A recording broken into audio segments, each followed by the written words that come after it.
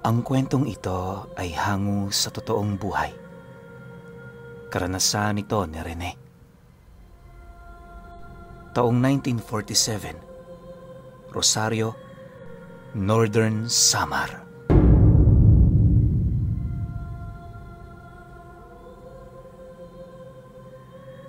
Itong mga panahong ito, nakatira sa isang liblib na lugar ng Rosario, itong si Rene.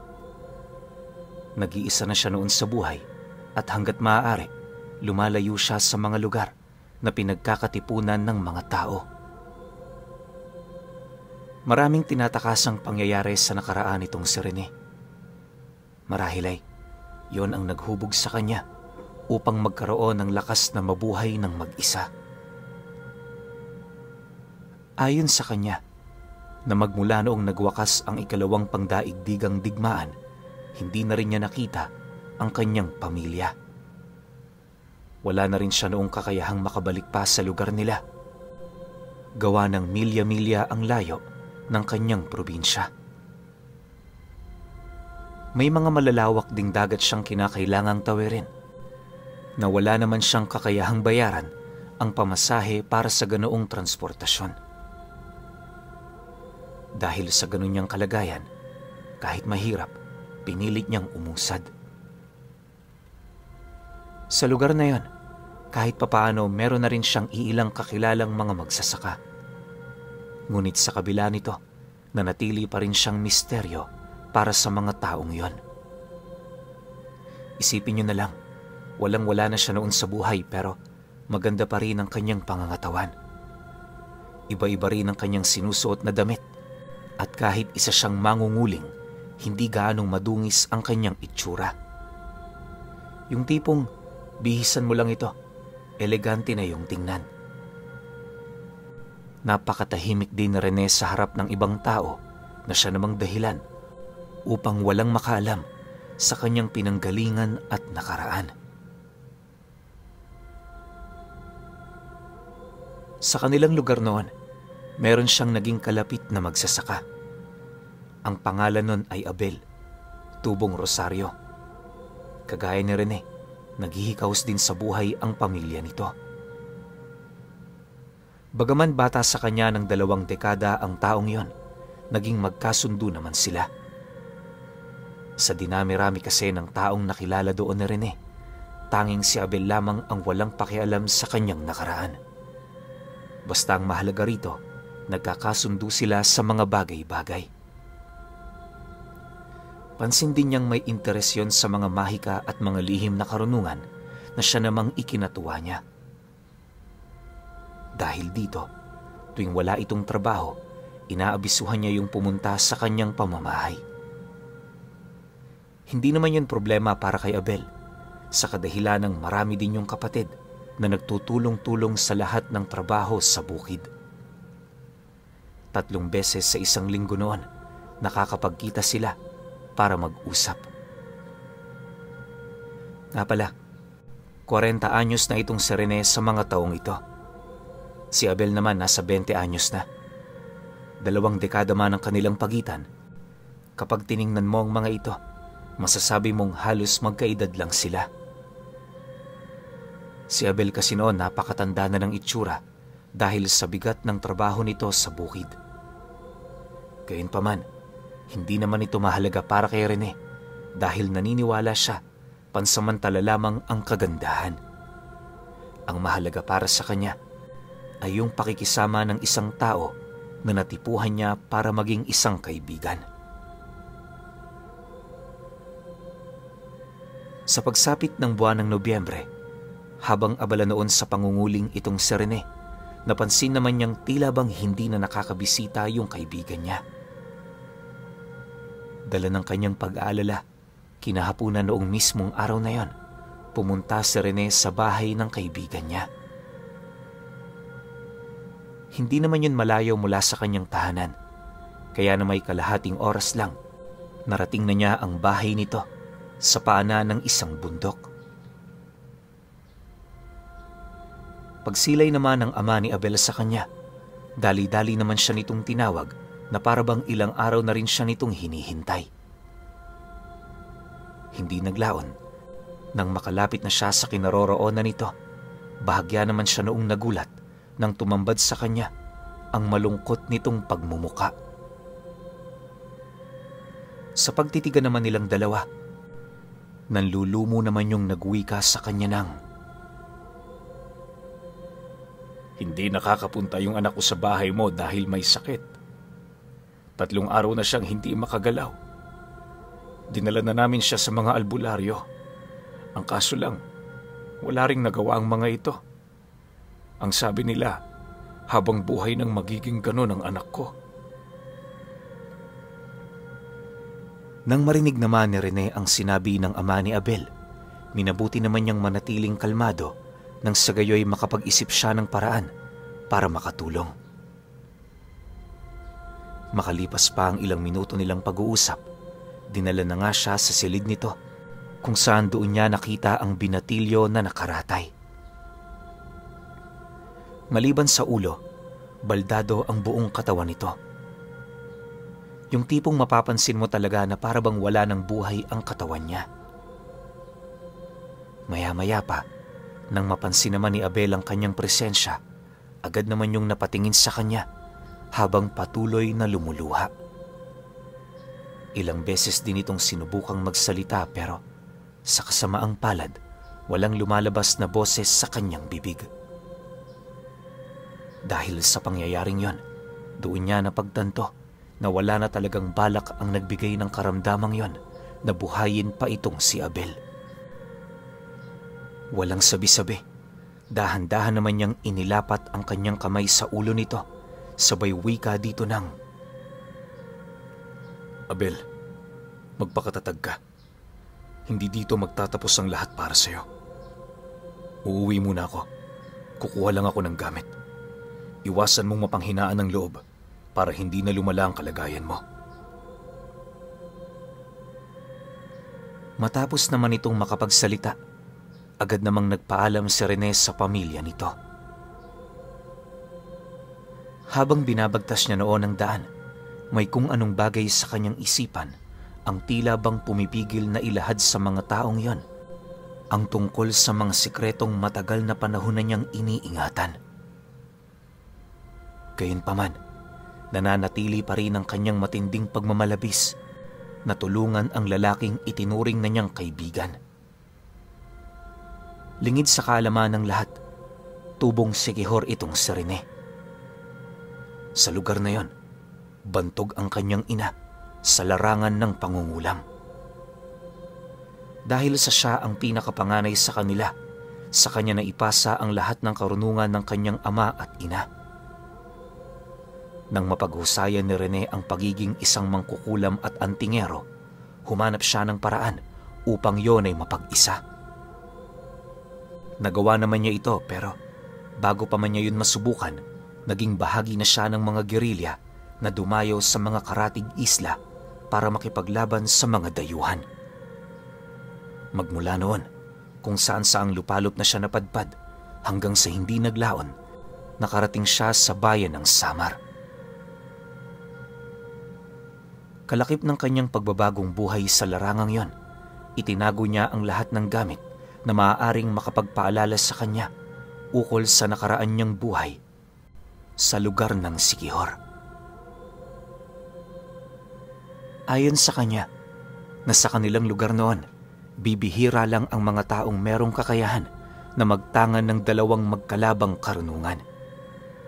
Tanging pantas lamang kasi sa paggamit ng mahika ang nakakagawa nito, kaya na may hindi yun basta-bastang nagagawa ng mga ordinaryong antingero. Pagtatapat pa ni Rene na sa kanilang lugar, mataas ang turing ng mga tao sa mga katulad niya. Tinatawag sila doong mga tangub na nangangahulugang mga taong walang kinakatakutan. Sa halos ilang dekada din niyang pagkakaroon ng ganoong kakayahan, ni minsan hindi niya nakalimutan ang pamamaraan ng pangungulam. Sa katunayan, habang tumatanda itong si Rene, marami siyang natutuklasang bagay na hindi pangkaraniwan sa mga katulad niya. Bahala na kayo kung maniwala kayo. Pero sa lahat ng tangob na kanyang nakilala, tanging siya lamang ang bukod tanging nakapamulat sa mata ng demonyo. Sigurado ako, pinuno, konti lang kayong nakakaalam ukol sa bagay na ito. Masasabi kong kabuuan sa mga nakikinig sa'yo, hindi pa alam ang tungkol dito. Kaya para na rin sa dagdag kaalaman nila, ibabahagi ko ang tungkol sa mga mata ng demonyo. Para sa mga hindi nakakaalam, isa yung uri ng kakayahan ng mga mangkukulam na nagbibigay sa kanila ng malahalimaw na lakas kapalit ang kanilang buhay. Kaya yun tinawag na mga mata ng demonyo dahil sa habang gumagawa sila ng ritual o nagpapalipad ng karamdaman, nagkukulay pula at itim ang kanilang magkabilang mga mata. Kalakip ng ganoong pagpapalit anyo ay ang paglakas ng kanilang mga usal na halos umabot na sa puntong wala ng kakayahan ng kanilang mga kalaban na masangga pa ito ng malalakas na uri ng poder o orasyon. Dahil sa ganoong kakayahan ng mga mata ng demonyo, kaya na may medyo nag-aalangan ng mga antingero noon sa Siquijor kapag mangkukulam na ang nagbibigay karamdaman sa kanilang pasyente. Ang tanging may lakas lang ng loob na kumaharap sa mga ito, walang iba kundi ang kanyang ama. Dagdag pa na rin na habang nasa poder siya noon ng kanyang mga magulang, napag-alaman niyang dalawang mangkukulam na merong mata ng demonyo ang nagawang mapaslang ng kanyang ama. Siyempre, hindi naman niya yun magagawa kung wala ang tulong ng kanyang ina na meron ding ganoong kakayahan. Magmula noon, sila na ang palaging nilalapitan ng mga taong may iniindang malulubhang sakit sa katawan. Matapos namang maalala ni Rene ang tungkol sa mga bagay na yan, bahagya namang nabaling ang kanyang atensyon sa kanyang pamamahay nang mapansin niyang nakabukas ang pinto nito. Dahil sa kanyang nadatnan, nagmamadali naman siya roong pumasok para tingnan kung sino ang taong nangahas na siya ay pagnakawan. Subalit, pagpasok niya sa loob, wala naman siyang ibang nadatnan maliban sa mga aparador niyang nakabukas at mga damit niyang nagkalat sa buong paligid. Makalipas pa ang ilang minutong pagtingin sa bahay niya, labis-labis na lamang ang kanyang pasasalamat nang masipat niyang hindi nabuksan ng kawatan yung aparador sa ilalim ng altar. Napag-alaman din niyang tanging salapi niya lang ang kinuha nito, kung kaya't doon niya napagtanto na maaaring kababaryo niya lamang ang may gawa ng bagay na yon. Subalit, dahil sa pagmamadali noon na Rene, nagdesisyon siyang wag na munang pagtuunan ng pansin ang mga nangyari sa kanya. Mas mahalaga kasi yung kalagayan ng kaibigan niya, lalo pat medyo nababahala siya na baka hindi na yon abutan ng 1 linggo. Nang makita niya ang kalagayan nito, nalaman niyang unti-unting pinatitigil ng karamdamang yon ang lahat ng sistema nito sa loob ng katawan. Kung nagkataong mahina-hina itong si Abel, paniguradong araw na lamang ang bibilangin nito sa mundo. Maya-maya pa, napangiti na lamang siya habang nagwiwika ng, "Magnanakaw na lang. Maliit na kantidad pa ang kinuha."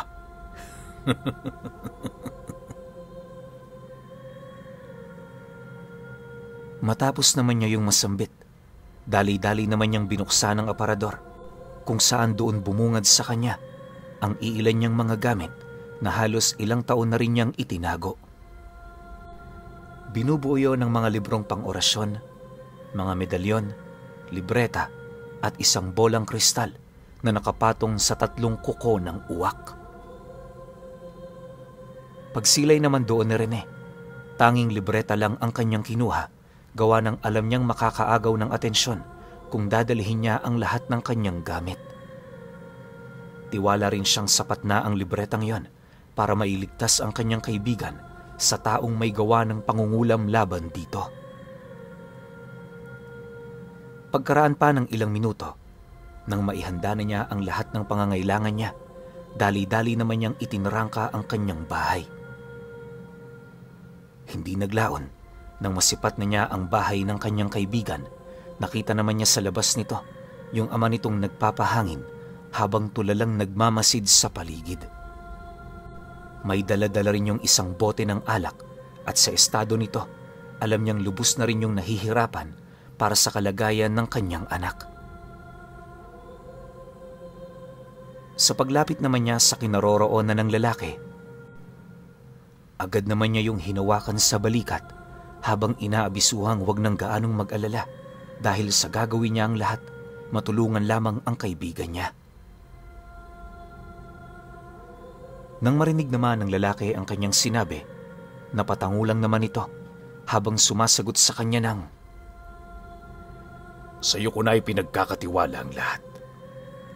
Pero kung sakali mang wala ka ng magagawa, ayos lang. Ang mahalaga, ginawa mo rin ang parte mo bilang kaibigan niya. Sa ngayon, hindi na muna ako aasa." Dahil sa sinabi nito, tahimik namang pumasok si Rene sa loob ng bahay. Pagdating naman niya sa silid ni Abel, agad naman niyang inabisuhan ng ina at mga kapatid nito na iwan sila sa loob. Hanggat maaari kasi, ayaw niyang may makakita sa kanyang gagawin dahil ang ikinakatakot niya, baka kung ano ang isipin nito sa kanya. Maya-maya pa, nang marinig na niya ang pagsarado ng pinto, agad naman niyang inilapat ang kanyang palad sa mukha ni Abel habang taimtim na sinasambit ang mga katagang napapaloob sa hawak-hawak niyang libreta. Pagkabanggit naman niya nito ng 3 beses, unti-unti naman niyang napansin ang pandidilim ng kanyang paningin, hudyat na muli nang nabubuhay ang mga mata ng demonyo na napapaloob sa kanyang wisyo. Sa isang iglap, pagramdam niyang napakatalas na ng kanyang paningin, walang pagdadalawang isip niyang tinawag ang mangkukulam na kasalukuyang gumagambala rito. Base pa lang kasi sa presensyang naramdaman noon ni Rene, alam na niyang mangkukulam ang kaluluwang nagkukubli sa katawan ni Abel. Maya-maya pa, pag-atras naman niya ng bahagya, bigla namang nagmulat ang mga mata nito habang nanlilisik na nakatingin sa kanya. "Sino ka? Paano mo ko nahuli? Pakawalan mo ko rito!" Wika ng nilalang na nasa loob ng katawan ng kanyang kaibigan. Nang marinig naman ni Rene ang boses nito, napagtanto naman niyang babae ang mangkukulam na yon. Hindi rin ito gaanong kalakasan, kaya kahit hindi niya gamitin ang kanyang abilidad, kayang-kaya niya yung paglaruan. Ilang minuto pa noon ang lumipas, kampante naman niyang inalis ang sabulag sa kanyang muka. At kasabay nito, ang pagsagot niya sa nilalang na yun ang,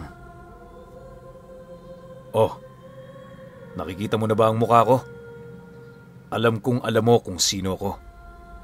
Kaya habang hindi ka pa nasasaktan, pakiusap naman, alisin mo ang lahat ng sakit na ibinigay mo rito."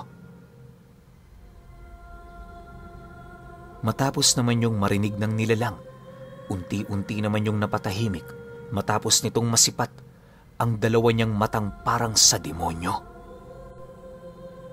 Hindi naglaon, napayuko na lamang ito habang unti-unti nang nanginginig ang buo nitong katawan.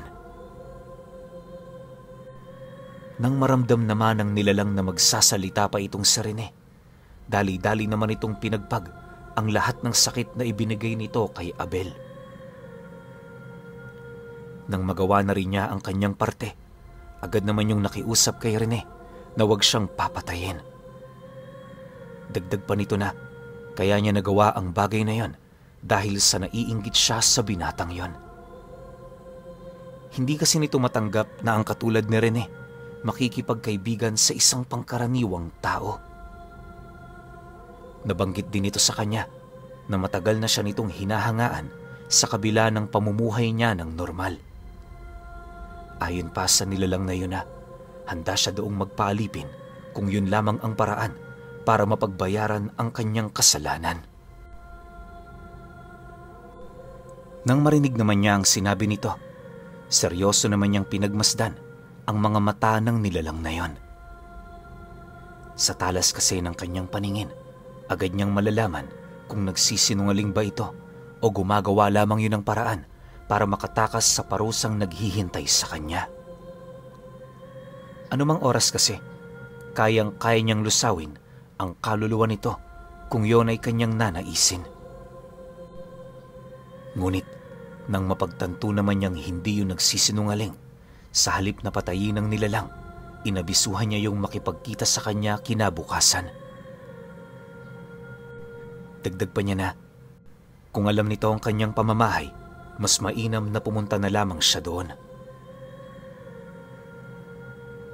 Matapos naman niya yung mailahad, labis-labis naman ang pasasalamat ng mangkukulam sa kanya. Maya-maya pa, puwersahan na rin niyang inialis ang kaluluwa nito sa katawan ng kaibigan niya. Sa pagbalik ng katahimikan sa paligid, agad naman siyang lumabas para kausapin ang ama ni Abel.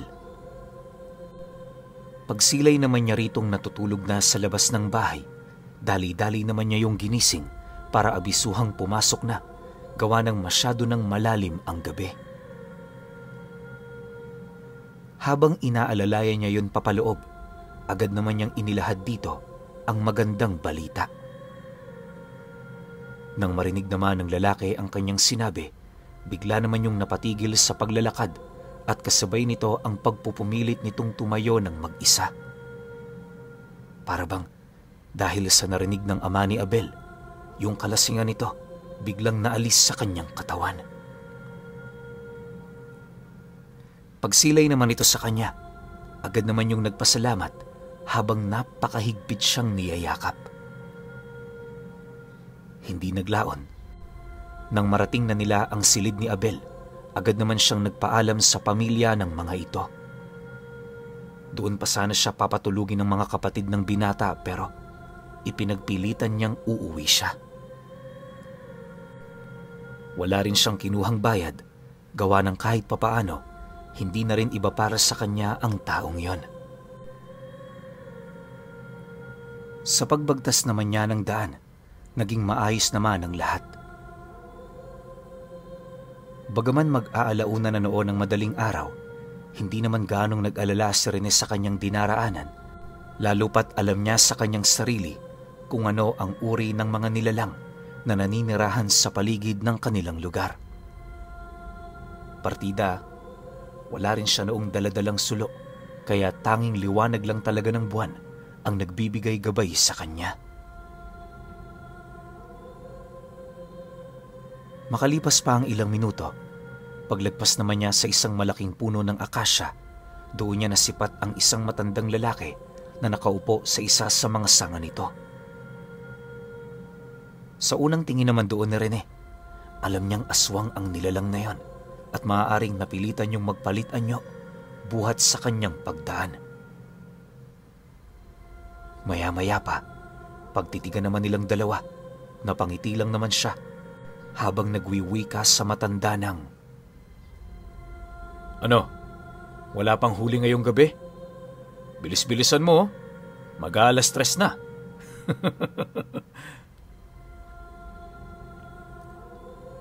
Nang marinig naman ito ang kanyang sinabi, tumawa lang naman ang matandang yon habang sumasagot sa kanya ng, "Kaya nga pasensya na ho kayo. Kanina kasi muntik ko na kayong mapagbalakan. Kung hindi ko naramdaman ang presensya nyo, maaaring patay na ako ngayon. Sana ho, bigyan nyo pa ako ng ikalawang pagkakataon. Hindi na ho mauulit ang pangyayaring ito." Dahil sa sinabi ng nilalang, kumaway lang naman itong si Rene habang patuloy na naglalakad pabalik sa kanyang bahay. Matapos nun, napansin na lang din niya ang mabilis na paglaho ng presensya ng matandang kanyang kausap. Sa pagdating naman niya sa kanyang tahanan, agad naman niyang inilabas ang nakatago niyang bolang kristal para tuntunin ang lalaking nagnakaw sa kanyang pamamahay. Wala naman siyang balak na patayin ito. Ang kanya lang, bigyan niyo ng kaparusahan dahil sa masama nitong gawain. Nasa paninindigan din ni Rene na kung ano ang ginamit ng isang tao sa paggawa ng masama, yun din ang kanyang kukunin. Sa pagtungtong ng 2:00 ng madaling araw, lahat ng kanyang gamit nakahanda na. Inilagay din niya yon sa loob ng kanyang silid para naman kahit papaano walang magiging istorbo sa kanya. Habang gumagawa siya noon ng orasyon, nakapalibot naman sa kanya ang iilang medalyon ng kaliwa na nakasabit sa mga lubid na itinali niya sa itaas ng kanyang higaan. Sa mismo ring pinagpapahingahan niya, naroon ng 5 itim na kandila, kalakip ang isang parisukat na kahoy na merong mga simbolo ng ritual. Nasa tabi lang din ito ang bolang kristal kasama ng mga sangkap na kanyang inihanda. Kabilang sa mga sangkap na yon, ang mga bato ng kamangyan, itim na tawas, buntot ng tuko, tapos yung pinakamagpapahirap talaga sa taong kanyang kinukulam, ang abo ng aswang. Matapos naman niya yung maihalo-halo, doon na niya inumpisahan ang ritual ng pangungulam. Ayon kay Rene, madali lang naman ang mga gagawin para maisakatuparan ito. Ang pinakamahirap lang ang pagbigkas ng mga orasyon. Hindi kasi yun basta-basta, lalo pat bawat kataga, maraming kahulugan. Magkamali ka lang ng banggit, maaaring hindi na gumana ang iyong ginagawa. Ang mas masaklap pa, baka ikaw din mismo ang balikan ng rebuelta ng ginawa mo. Bago pa man tumungtong ang 3:00 ng madaling araw, nagawa na niyang matapos ang mga ritual. Nang mailigpit na niya ang mga gamit, agad naman siyang bumalik sa kanyang silid para magpahinga. Kinabukasan, magbabandang 7:00 na nung nagising siya. Paglabas niya noon sa kanyang bahay, doon bumungad sa kanya ang isang dalaga na nasa edad 25 anyos pa lamang. Kagaya niya, wala na rin yung pamilya at nag-iisa na lang din yon sa buhay. Napag-alaman din niyang yon ang mangkukulam na muntik-muntika na niyang mapatay noong nagdaang gabi. Dahil sa kanilang usapan, agad naman niya yung pinapasok sa kanyang tahanan. Ipinaghanda niya rin yon ng makakain para naman kahit papaano maramdaman nito ang init ng kanyang pagtanggap.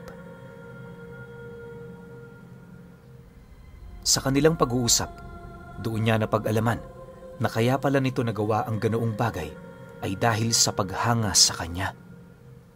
Ayon pa sa dalaga na, natatakot yung makipag-usap sa kanya, kung kaya't sa lahat ng oras, patuloy yung umiiwas. Inamin din itong nagalit yon sa kanyang kaibigan, kaya na may dala ng emosyon nito, napilitan siyang kulamin si Abel.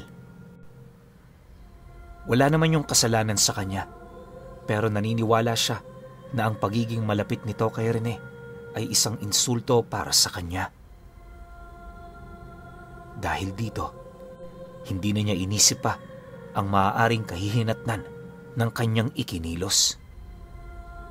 Dagdag pa ng dalaga na matagal na niyang naririnig ang tungkol sa mga tangub, kung kaya't halos hindi siya noon makapaniwala nang una niyang masipat itong si Rene. Magmula noon, naging masugid na siya nitong tagasunod nang hindi nito nalalaman.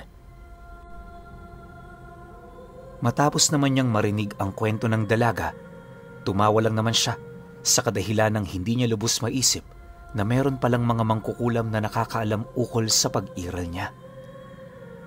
Mariin niya rin doong inilahad na hindi niya talaga inaasahan na merong makakatuklas ng katotohanan sa likod ng kanyang misteryong pagkatao. Sa pagpapatuloy naman ng kanilang pag-uusap, bahagya naman siya noong natigilan nang marinig niya ang nais mangyari ng dalaga. Ayon dito na, dahil sa wala na yung mapagtitirhan, nais sana nitong manuluyan sa pamamahay niya. Dagdag pa nito na, tutulong din siya sa mga trabaho para naman kahit papaano meron siyang may ambag sa mga kakainin nila sa pang-araw-araw. Dahil sa sinabi nito, noong una, hindi naman maiwasang magdalawang isip ni Rene. Subalit dahil sa pamimilit sa kanya ng dalaga, wala na rin siyang nagawa. Hindi niya rin maipagkakaila noon na ang kagandahan nitong taglay ay isa rin sa kanyang mga tipo. Makalipas pa ang ilang oras, inihanda na nga niya ang tutuluyan ng babae.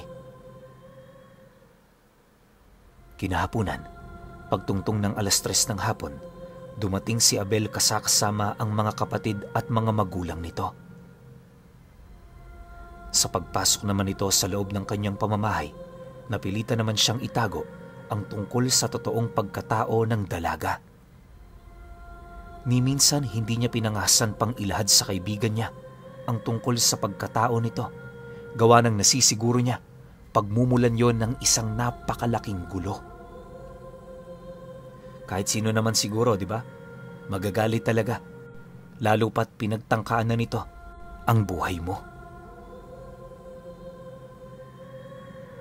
Matapos naman ang kanilang pag-uusap, naging maayos naman ang lahat. Nang papauwi na noon sila Abel, inabisuhan naman niya itong huwag kakalimutang bumisita paminsan-minsan. Nang marinig naman ito ang sinabi niya, napangiti lang naman yon habang sumasagot ng, "Oo, Rene, pero hindi na siguro gaanong madalas. Grabe ka kasi kung mang sorpresa. Ilang araw pa lang ako nawala. Tapos ngayon, malalaman-laman kong nag-asawa ka na pala." Kasabay ng pag-uwi ka nito, ay ang mabilis naman itong paglakad papalayo. Nang makalayo na ang pamilya ng kaibigan niya, agad naman niyang napansin ang palihim na pagngiti ng dalaga habang nagmamasid sa kanya. Pagtitig naman niya sa kinaroroonan nito, agad naman niya yung inabisuhang magluto ng kanilang makakain. Nang marinig naman ito ang kanyang sinabi, agad naman yung pumasok sa loob, alinsunod sa nais niyang mangyari. Pagramdam niyang siya na lamang ang naiwan sa labas, napangiti na lamang siya, buhat sa mga kaganapang halos hindi niya inaasahan. Bagaman kakakilala niya lang din sa dalagang yon, alam na niyang mapagkakatiwalaan ito. Hindi naman siya gaanong nababahala sa mga lason o iba pang uri ng pag-atake sa kadahilanang madali lang naman niya yung magagapi kung sakali. Alam mo kasi, Pinuno, na isang ganoong abilidad sa kinakatakutan sa mga tangub. Dahil sa kakayahan nilang lusawin ang lahat ng karamdamang ibinabato sa kanila, wala nang naglalakas pa ng loob na gumawa sa kanila ng masama. Ang tanging makakaapekto lamang sa kanilang mga katawan ay ang mga engkantasyong nagmumula sa mga dibinong babaylan.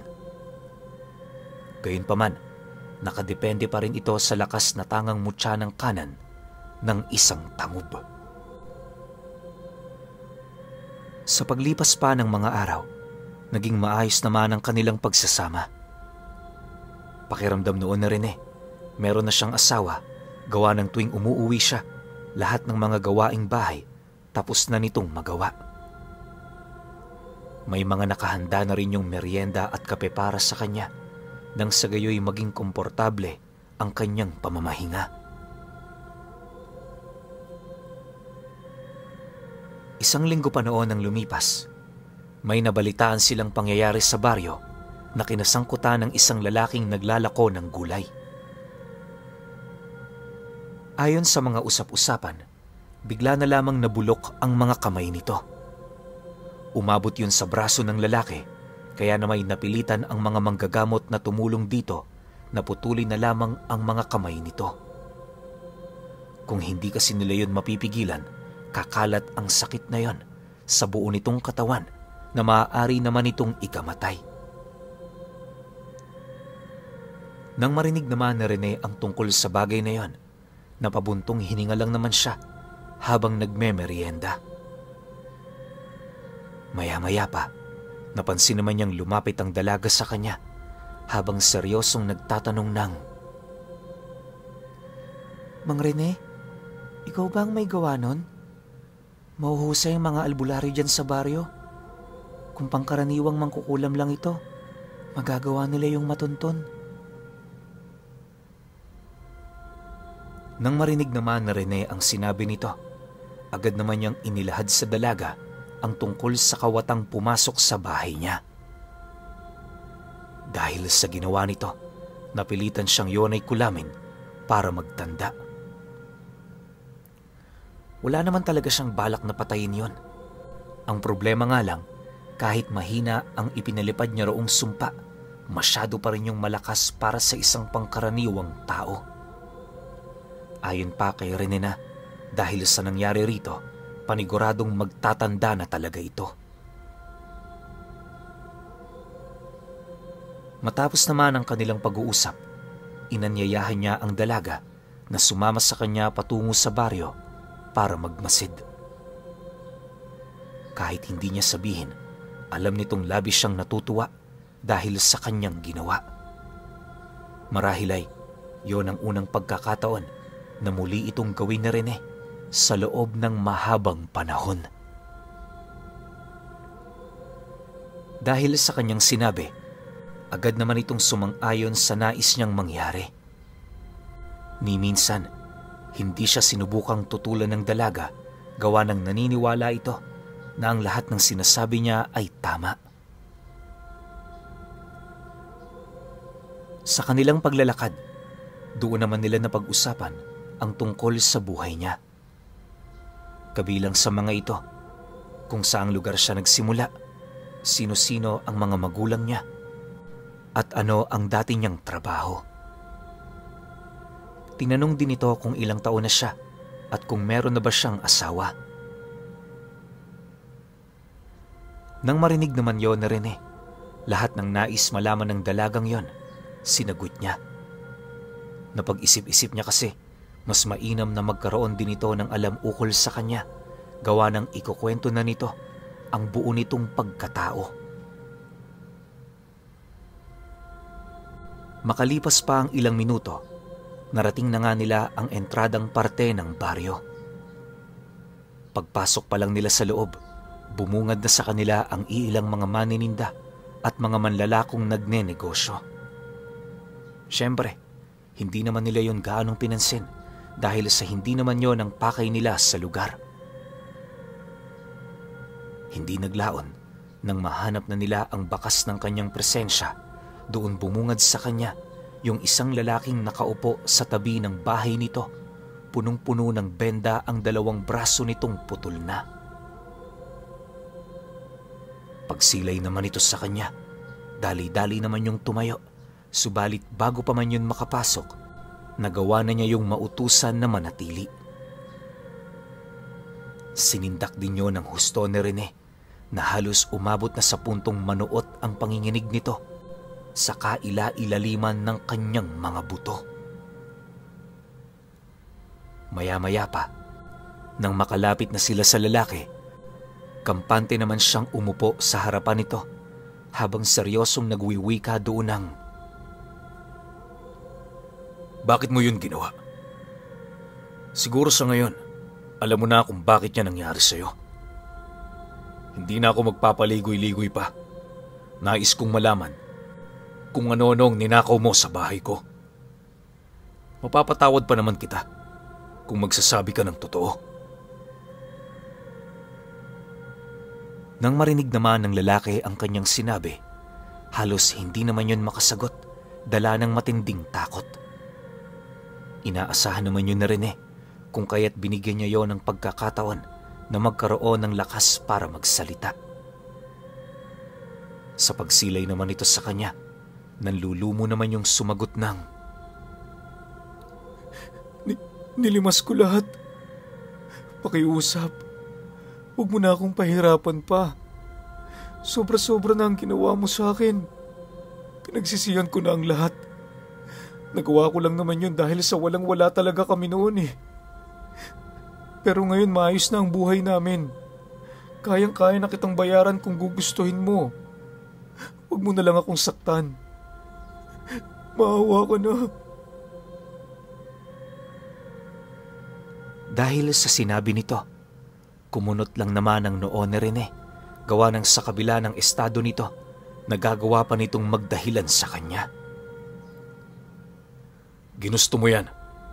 Kaya huwag mong idadamay ang pamilya mo sa ginawa mo. Maraming paraan para mabuhay, pero pinili mong panandali ang ginhawa. Ngayon, sising-sisi ka na. Ano pang magagawa mo? Wala ka ng silbi. Bagay lang yan sa mga taong katulad mo. Galit na wika naman ni Rene sa lalaki. Maya-maya pa, nang akmang magsasalita pa ito, sakto naman ang paglabas ng asawa nito na merong daladalang pagkain.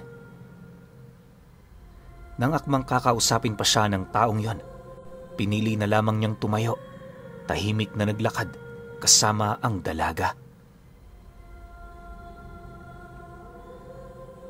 Sa paglipas pa ng mga buwan, namuhay ng mapayapa si Rene at ang babae.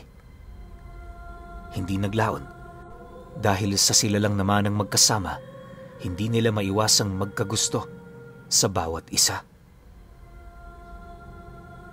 Umabot ng 2 taon ang kanilang pagmamahalan hanggang sa ipinagbuntis na nito ang kauna-unahan nilang anak. Siyempre, masaya naman para sa kanila si Abel, kaya na may araw-araw bumibisita yon sa kanila para maghatid ng iilang mga koprang kanilang naani.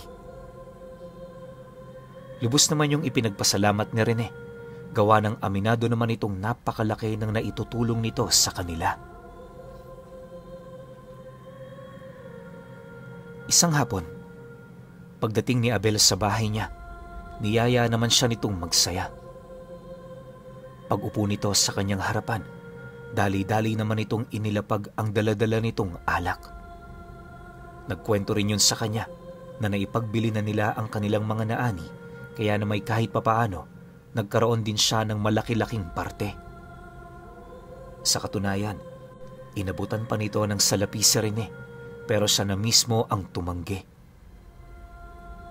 Alam niya kasing may utang na loob si Abel sa kanya, kung kaya't pilit yung gumagawa ng paraan para makabawi. Subalit, hindi niya yun pinahihintulutan, gawa ng iniligtas niya ito dahil yon ay kanyang kaibigan. Nang marinig naman ni Abel ang tungkol sa kanyang rason, minabuti naman itong tumigil habang patuloy na pinakikinggan ang mga bagay na kanyang sinasabi. Pasensya ka na rin ha. Akala ko kasi makakabawi ako sa ganitong paraan. Pagpapasalamat ko na rin yan sa'yo dahil sa pagligtas mo sa buhay ko. Wika ni Abel habang nakayuko. Hindi mo kailangan bumawi. Basta makita lang kitang malusog. Ayos na yon. Ganito na lang, Abel. Ipangako mo lang sa akin na iingatan mo ang sarili mo. Nakabawi ka na nun. Huwag mo nang isipin yung mga material na bagay. Nandyan lang yan. Nawawala at madaling makuha. Sagot naman niya rito. Dahil sa kanyang sinabi, tahimik naman itong binuksan ang dala nitong alak para makapag-umpisa na sila. Magbabandang 5:00 pa lang noon pero pansin na niya ang kalasingang bumabalot sa katawan ng kaibigan niya. Ilang minuto pa ang lumipas. Nang medyo binabalot na ng dilim ang buong paligid, agad naman siyang kumuha ng sulo sa loob ng bahay niya. Inabisuhan niya rin si Abel na wag nang umuwi, gawa ng lasing na ito. Hindi naman niya yun maaaring ihatid sa kadahilan ng walang magbabantay sa kanyang mag-ina. Mabuti na lang, pagtungtong ng 9:00, dumating ang ama nito at kapatid. Hindi na rin yun nagtagal sa kanyang pamamahay dahil bukod sa lalim ng gabi, medyo nababahala na rin yun sa daang kanilang tatahakin. Hindi naglaon nang siya na lamang ang natira sa labas. Masaya naman niyang pinagmasdan ang buong paligid. Marami kasi noong iniisip si Rene, kagaya ng mga preparasyon niya para sa magiging anak niya. Akala niya hanggang sa kapanganakan nito, walang mangyayaring masama. Pero noon ding mismong gabi, meron siyang naramdamang kakaibang presensya na tila bang nagmamasid sa bahay nila. Hindi niya mawari kung ano ito, pero malakas ang kanyang kutob, may binabalak yung masama. Dahil sa pangyayaring yon, agad namang nawala sa kanyang katawan ang matinding kalasingan. Pagpasok naman niya sa loob ng kanyang bahay, nadatna naman niya ang asawa niya na mahimbing na natutulog. Upang maging ligtas ito, kumuha siya ng iilang medalyon sa kanan na naroon sa ilalim ng altar. Binubuo iyon ng mga medalyon ng Haring Araw, Tres Pico Roma, na pawang nakatuon lang naman ang kakayahan sa proteksyon. Kinabukasan paggising niya, agad naman niyang inabisuhan ng kanyang asawa na talikuran na muna pansamantala ang lahat ng tinatangan nito sa kaliwa. Ayon sa kanya na, hindi yun makakabuti gawa ng nagdadalang tao siya. Dagdag pa nito na magiging mahirap para sa kanyang patanganin yon ng pangontra kung may mga karga pa yon sa katawan. Nangako rin si Rene na ibabalik din niya ang lahat ng karga nito sa oras na lumabas na ang anak nila. Matapos naman yung marinig ng kanyang asawa, napangiti lang naman ito habang walang pagdadalawang isip na ibinababa ang lahat ng depensa sa kanyang katawan. Salamat, Rene, ha? Huwag kang mag-alala. Buong-buo ang tiwala ko sa'yo. Alam kong kaya mo kaming alagaan kahit wala akong gawin. Ikaw na ang bahala sa mga demonyong nararamdaman ko tuwing gabi. Kampanteng wika ng asawa niya. Nang marinig naman niya ang sinabi nito, tumangulang naman siya, hudyat ng kanyang pagsang-ayon. Matapos ang kanilang pag-uusap, agad naman niyang pinasuot sa katawan nito ang medalyon ng Birhen. Sa mga unang araw, hindi pa gaanong komportable ang kanyang asawa, pero sa pagtagal, nasanay na rin yon. Tinuruan niya rin yung magdasal para naman kahit papaano malinis ng banal na espiritu ang katawan nito. Sa pagtungtong ng 5 buwan ng tiyan ng asawa niya, mas lalong dumami yung mga nilalang na nararamdaman nila. Sa puntong yon, napilitan ng maglabas ng mga armas si Rene, kalakip ang iilang mga medalyon na pinakatago-tago na niya noon. Karamihan din sa mga ito, ginawa niyang habay sa tiyan ng asawa niya nang sa gayoy merong pangunahing depensa ang bata. Tuwing gabi rin, sa labas siya ng bahay nagpapalipas ng gabi upang manatiling alerto sa lahat ng oras at pagkakataon. Yung galit din niya noon, halos hindi niya maipaliwanag dahil sa kapangasa ng mga nilalang sa kanyang pamilya. Isang gabi, habang nakaupo siya sa labas ng bahay nila, meron siyang nasipat na isang baboy ramo na nagtatangkang pumasok sa bakod. Pagsilay naman niya rito, dali-dali naman yung tumakbo papalayo. Subalit bago pa man yun mawala sa kanyang mga mata, bigla na lamang bumagsak sa lupa ang nilalang dahil sa tigalpong binitawan niya. Nang masipat naman ni Rene ang nangyari rito, hinayaan lang naman niya ito, gawa ng alam niya sa kanyang sarili na meron pa yung ibang kasama. Maaaring ang nilalang na yon ang nagsisilbing pain ng mga ito para mailayo siya sa kanyang pamilya. Ngunit Sa kabila ng kanyang mga naiisip, pinili niya pa ring makipaglaro sa mga nilalang na yon. Ni minsan hindi siya nakaramdam ng kaba sa kanyang katawan, gawa ng alam niya kung gaano kalakas ang mga iniwan niya doong agimat. Walang sabi-sabi, agad naman siyang kumaripas ng takbo patungo sa kinaroroonan ng baboy ramo, bitbit ang isang mahabang lubid. Pagdating naman niya sa kinaroroonan nito, nasipat naman niya yung naghihikahos ng kumilos, kung kaya't dali-dali naman niya yung tinalian mula ulo hanggang paa. Paghila naman niya sa lubid, sumigaw naman yon ng napakalakas habang unti-unting nagpapalit anyo. Bukod kasi sa hindi pangkaraniwan ang lubid na yan, sino man ang mapuluputan nito, puwersahan itong ibabalik sa orihinal nitong anyo. Halos ilang di pa lang noon ang naging layo niya sa kinabagsakan ng nilalang, doon na bumungad sa kanya ang isang lalaking hubot-hubad. Paulit-ulit din itong sinusubukang magpumiglas, pero sadyang napakatibay ng taling kanyang dinala. Sa pagtitigan naman nilang dalawa, napangisi lang naman ito habang nagwiwika sa kanya ng, "Mauhuli mo ko, pero mapapasamin ang anak mo. Anong akala mo? Ako lang ang naririto?" Tumingin ka sa bahay mo, mangkukulam. Nang marinig naman ni Rene ang sinabi nito, kampante naman siyang sumagot doon ng, Alam ko, marami kayo, hindi ba? Tingnan natin mamaya kung sino sa atin ang nawalan. Matapos naman niya yung ilahad sa nilalang, buong lakas naman niya yung hinila, hanggang sa hindi naglaon, nakabalik na nga siya sa pamamahay niya. Pagsilay niya sa bubong ng bahay, doon bumungad sa kanya ang isang aswang, may napakahabang dila at halos hindi na gaanong makakilos.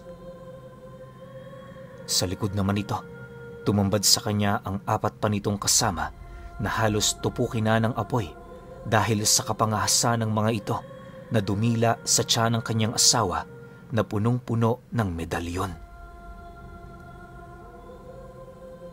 Pagsilay naman doon ng lalaking nahuli niya, halos hindi na yon makapagsalita.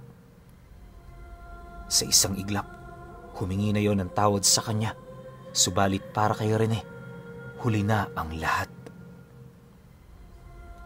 Nangako rin siya na matapos niyang patayin ang grupo nito, papaslangin din niya ang iba pa nitong mga kadugo. Alam mo, Pinuno, hindi na gaanong ibinahagi ni Rene ang nangyari noong gabi, gawa ng masyado yung karumal-dumal pakinggan. Yung nilalang na nahuli niya, magdamagan niya yung pinahirapan at sa pagsapit ng umaga, tinuhog niya yon ng kawayan tapos ibinilad sa araw. Tinipon niya rin ang mga abo nito na siya namang ginamit niya pangulam sa mga kaangka nito.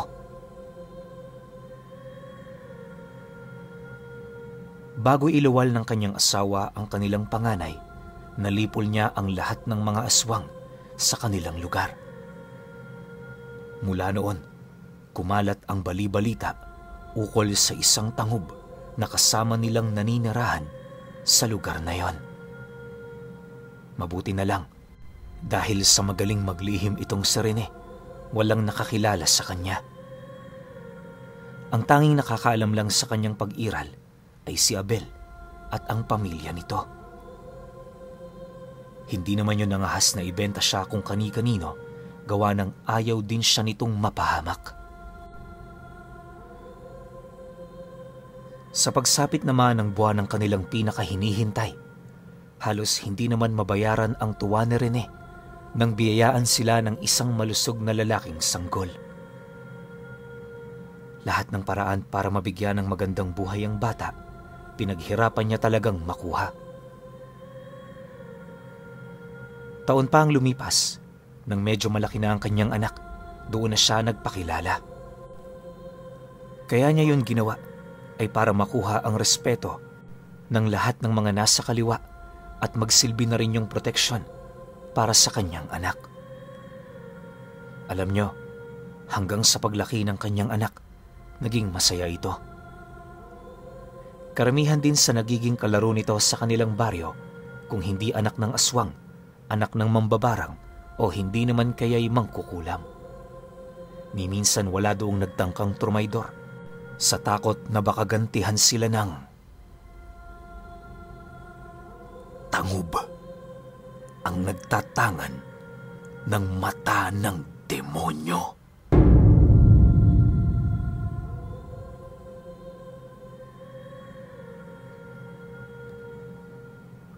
Okay, opinyon ko sa kwento. Ngayon ko lang narinig yung lahi ng tangub. Sobrang nakakakilabot nito. Alam niyo kung bakit? Kasi kaya niya rin gumamit ng kanan. Diba? Sabihin na nating mangkukulam siya. Hindi lang basta mangkukulam, baka nga mas mataas pa to sa mga paltok. Alam ko, karamihan sa inyo narinig na kung ano yung paltok. Sila yung mga mangkukulam na gumagamit din ng bungo tsaka ng bangkay ng tao.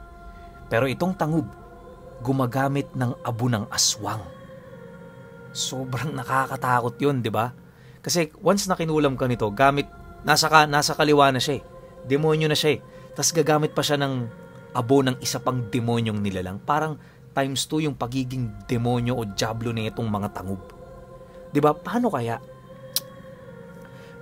kung meron itong nakaharap na dibino? Ano kayang magiging kahihinat na nun? Diba? Baka meron kayong kwento dyan. O meron kayong pwedeng ilapag na nagkaroon ng katunggali yung isang dibino na dito sa lahi ng tangub. Alam ko, marami sa atin mag-aabang nito. Gusto nating makita kung ano yung resulta. Kasi yung tangub, hindi basta-basta kanan yung ginagamit niya. Napakinggan nyo kung ano yung mga nilabas niyang agimat, pangontra. Ang dami nun. Well, hindi pa nilalabas lahat ni Rene yun kasi meron pa siyang baul eh. May nilabas man siya, siguro ilan-ilan lang yon. Diba? Paano kaya ako nakaharap si tangub ng dibino? Yun din yung tanong ko ngayon. Diba? Pwede kaya siyang mamatay? O pwede niyang matalo yung dibino?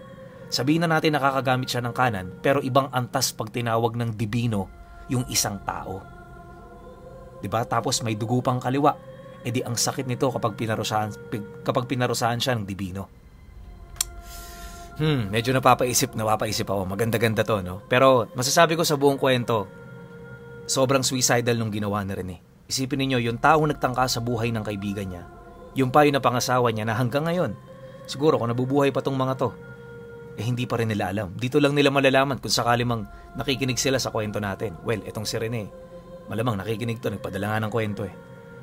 Diba? O kung hindi man si Rene yung nagpadala ng kwento, siguro kaibigan niya. Pero ako talaga curious ako kung ano mangyayari kung sakali mang makaharap si Rene ng isang mabangis na dibino. Hindi na ako magbibigay ng pangalan. Alam ko marami sa inyo kilala na o alam kung sino yung mga dibinong binabanggit ko. Pero kayo, kung may opinion kayo sa kwentong ito, comment nyo lang sa baba. Yun lang. Hanggang sa susunod na kwento. Salamat.